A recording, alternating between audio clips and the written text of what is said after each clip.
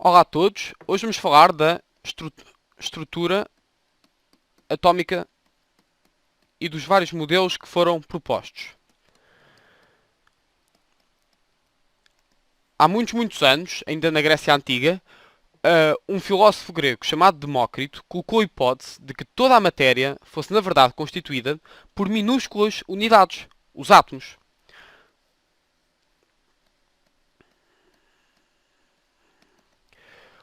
Porém, esta ideia foi sendo sucessivamente desprezada até ter sido retomada por John Dalton.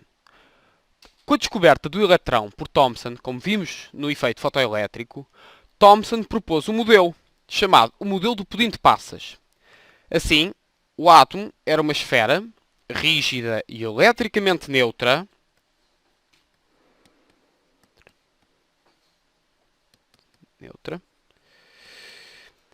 que tinha cargas negativas dispersas uniformemente num meio positivo. Assim, é como se tivéssemos um bolo maioritariamente positivo com cargas que seriam as passas negativas dispersas ao longo do tal bolo. Porém, este modelo estava muito longe da verdade. E quem o mostrou foi um cientista chamado Rutherford. Rutherford fez uma experiência chamada a experiência da folha de ouro.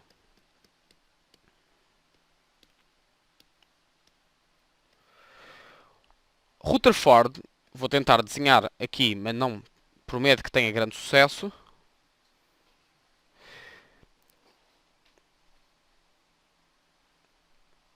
Ok.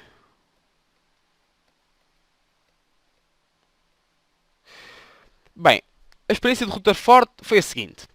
Tínhamos aqui uma fonte de partículas alfa, ou seja, são íons hélio 2+, ou, se quiserem pensar assim, são núcleos de hélio, dado que o hélio só tem 2 eletrões. Aqui tínhamos uma folha de ouro, ok? Aqui uma folha de ouro. E, como a folha de ouro era muito fina, e as partículas alfa também são muito pequenas, o Rutherford esperava que as partículas alfa, ao embaterem na folha de ouro, mal desviassem a sua direção. E de facto foi isso que aconteceu na grande maioria das vezes. Mas nem sempre. De facto, mais ou menos, em cada 100 mil núcleos de hélio emitidos, sofriam uma enorme deflexão e voltavam para trás. O que era algo quase impossível e extremamente improvável. Rutherford disse nessa altura que este é o acontecimento mais incrível da minha vida. É quase tão incrível como se disparássemos um projétil de 40 cm contra uma folha de papel e ele voltasse para trás e nos atingisse. Assim, para tentar explicar esta evidência, Rutherford propôs um outro modelo. O modelo de Rutherford ficou conhecido como o modelo planetário, porque tem muitas semelhanças com o nosso sistema solar. Havia então um núcleo positivo, em que todas as cargas positivas se encontravam. E à volta, órbitas fixas com eletrões. Okay? Este modelo permitia explicar a situação da folha de ouro. Nomeadamente porque os casos especiais em que o núcleo voltava para trás eram aqueles em que havia uma colisão do núcleo de hélio com o núcleo de um átomo de ouro. E assim a repulsão entre cargas iguais enviava o núcleo de hélio para trás. Ora, apesar do modelo de Rutherford ser um grande avanço, porque foi, tinha algumas incoerências. E que incoerências são essas? Vamos ver. Ora, sabemos que os elétrões são partículas carregadas eletricamente.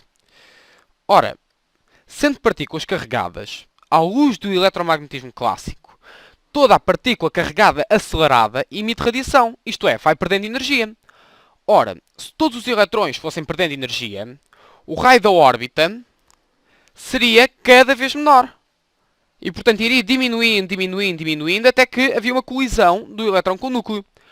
Ora, isto tornaria o átomo extremamente instável, o que vai ao contrário da nossa ideia de que o átomo é uma coisa estável. E tem que ser, porque é uma unidade fundamental da matéria. Além disso, o modelo de Rutherford contrariou os espectros ópticos de absorção e emissão. Reparem, lembram-se daqueles espectros de emissão que ou são todos pretos com risquinhas coloridas, que são os de emissão, ou ao contrário, que são os de absorção. Esses espectros são descontínuos e estas riscas são riscas não é? Dispersas. O espectro não é contínuo. Ora, se o eletrão perdesse energia sucessivamente, como aconteceria neste caso aqui, veríamos absorção de todo o tipo de comprimentos de onda. E, portanto, o nosso espectro não seria assim, mas teria antes um contínuo. Certo? Portanto, quem tentou contrariar... Vou tentar passar um bocadinho para cima agora. Ok? Quem resolveu, enfim, os problemas do modelo atómico de Rutherford foi um grande cientista chamado Niels Bohr. E o modelo de Bohr resolveu os dois problemas de que falámos em relação ao modelo de Rutherford. Falou do problema das orbitais e falou do problema dos espectros. Bohr fez assim 3 postulados. Digamos que são afirmações em que ele acreditava, que lhe pareciam ser verdade, mas que ele não tinha maneira de provar. O primeiro é que, e isto agora é ligeiramente físico, mas vamos tentar torná-lo o mais simples possível, apesar da matemática, que os eletrões só podem deslocar-se em órbitas para as quais o módulo do momento angular é um múltiplo inteiro de h sobre 2π. Ou seja, vinha que, como tem de ser um múltiplo inteiro, pomos aqui um n, que será um natural, e tem de ser igual ao módulo do momento angular. Certo? Muito bem. N, portanto, que é igual ao natural, 1, 2, 3, etc., representa o número quântico principal. Número quântico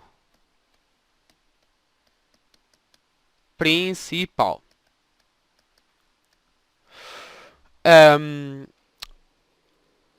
O segundo é que as órbitas são estacionárias. E este é um postulado extremamente importante porque ele fixa que no modelo dele as órbitas não podem diminuir nem aumentar de tamanho. Logo, o eletrão não pode radiar energia. Caso contrário, estaria a perder energia e as órbitas não seriam estáveis. Portanto, o eletrão não radia energia. Uma consequência muito importante deste postulado. E o terceiro é que, quando o eletrão passa de uma órbita estacionária para outra órbita estacionária, o átomo radia ou absorve uma quantidade de energia específica. Essa quantidade de energia fica definida na equação, enfim, é igual a hν. Foi o Bohr que definiu esta expressão, em que H é a constante de Planck. Constante de Planck. Vocês certamente já ouviram falar dela.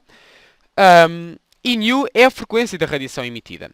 E, na verdade, podemos dizer também que a energia é a energia da orbital, enfim, da orbital final, menos a energia da orbital inicial.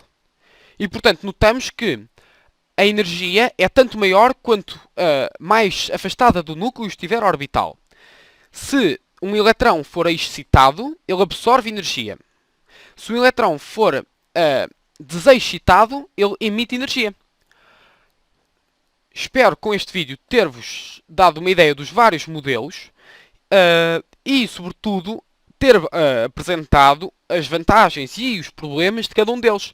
Convém salientar que o modelo de Bohr é muito semelhante com o modelo que usamos hoje em dia.